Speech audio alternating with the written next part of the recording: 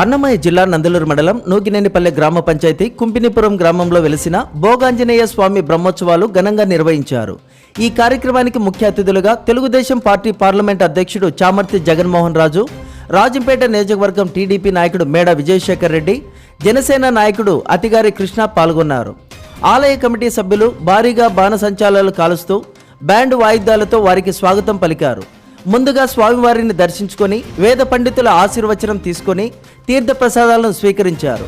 బ్రహ్మోత్సవాల్లో భాగంగా ఏర్పాటు చేసిన బండలాగురు పోటీలను నాయకులందరూ ప్రారంభించారు. నూకినేనిపల్లెకు చెందిన డాక్టర్ గణపతి శంకర్, చంద్రశేఖర్, లక్ష్మయ్య ఆధ్వర్యంలో ఈ పోటీలు జరగగా గుత్తికి చెందిన నారాయణ స్వామి వ్యాఖ్యాతగా వ్యవహరించారు. ఈ కార్యక్రమానికి బందోబస్తుగా ఎస్ఐ మహమ్మద్ అబ్దుల్ జహీర్ ఆధ్వర్యంలో ఏఎస్ఐ రాముడు, హెడ్ కానిస్టేబుల్ సుబ్బరాయుడు, పోలీసులు చంద్రయ్య, దిలీప్ కుమార్ బందోబస్తు నిర్వహించారు.